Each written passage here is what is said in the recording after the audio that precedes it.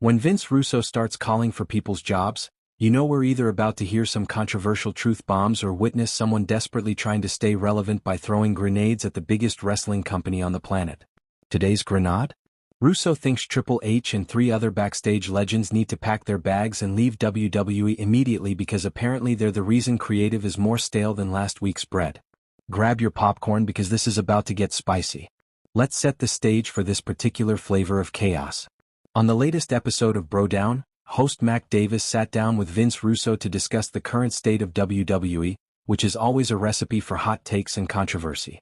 Russo, the former creative mastermind from the Attitude Era who some credit with revolutionizing wrestling and others blame for killing WCW, didn't hold back when discussing why he thinks WWE has remained creatively stagnant despite all the talent and resources at their disposal. According to Russo, the problem isn't the wrestlers, it's not the production value, and it's not even the storylines themselves. The problem is the longtime veterans running things backstage who have apparently been doing the same thing for so long that they've forgotten how to innovate or take creative risks. And Russo didn't just vague book about unnamed executives, he went full scorched earth and named 4 specific people he believes need to exit stage left for WWE to improve. The list? Triple H, Paul Heyman, Michael Hayes and Bruce Prichard.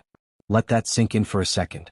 Russo is calling for the removal of WWE's current head of creative, arguably the greatest manager and promo guy in wrestling history, a Hall of Famer who's been integral to WWE for decades, and Vince McMahon's longtime right-hand man. That's not just controversial, that's basically declaring war on WWE's entire creative infrastructure and suggesting they rebuild from scratch. Let's break down each name and why Russo thinks they're part of the problem, starting with the obvious lightning rod, Triple H. The game is currently running WWE's creative direction after taking over from Vince McMahon, and most fans would argue things have improved significantly under his leadership. The wrestling is better, storylines make more sense, talent is being used more effectively, and the overall product feels more cohesive than it did during the later McMahon years. But Russo apparently sees something different, a system that's still too conservative, too predictable, and too afraid to push boundaries the way wrestling did during the Attitude Era when Russo himself was writing. The irony here is thicker than a Christmas ham. Vince Russo criticizing current WWE creative for being stagnant is like a chef who once accidentally burned down a kitchen lecturing other chefs about fire safety. Russo's post-WWE career includes his infamous WCW run where he booked himself to win the World Heavyweight Championship and created storylines so confusing that fans gave up trying to follow them. His TNA work is remembered more for bro catchphrases and crash TV nonsense than actual quality wrestling television. So hearing him critique Triple H's creative direction requires a certain level of audacity that you have to almost respect. Next on Russo's hit list is Paul Heyman, which might be the most baffling inclusion on this entire list. Paul Heyman is widely considered one of the greatest creative minds in wrestling history. He's the guy who revolutionized ECW, created the original Paul Heyman guy's gimmick, and has been integral to some of WWE's most successful storylines in recent years including Roman Reigns' Tribal Chief run. Suggesting that Heyman needs to leave WWE to improve creative is like saying a Michelin star restaurant would be better without its head chef. It's a take so hot it might actually burn your tongue. Michael Hayes is the third name Russo wants gone, and this one has a bit more nuance to it.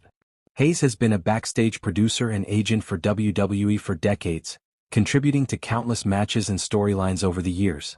He's a Hall of Famer as part of the fabulous Freebirds and has institutional knowledge that's genuinely valuable. But Hayes has also been a controversial figure, with various incidents and accusations over the years that have raised questions about whether his continued presence is more beneficial or problematic. Russo's criticism of Hayes might actually have some merit depending on what specific issues he's pointing to, though he didn't elaborate much beyond saying Hayes is part of the old guard holding things back. Then there's Bruce Prichard, and oh boy, this is where things get really interesting because Russo has actually defended Prichard in the past. On a previous episode of Writing with Russo, when Dr. Chris Featherstone asked about issues with WWE's creative process and Bruce Prichard specifically, Russo surprisingly defended him. He stated that Prichard was honest about things being bad, even when it was his own creative work getting criticized. That's actually a pretty significant compliment, acknowledging that someone in power can look at their own work objectively and admit when it's not hitting. But apparently Russo has changed his tune, because now Prichard is on the chopping block along with everyone else. Prichard has been subject to massive criticism over the years, primarily because of his extremely close association with Vince McMahon. He was McMahon's right-hand man for several years and remains an important backstage presence even after Vince's departure from the company.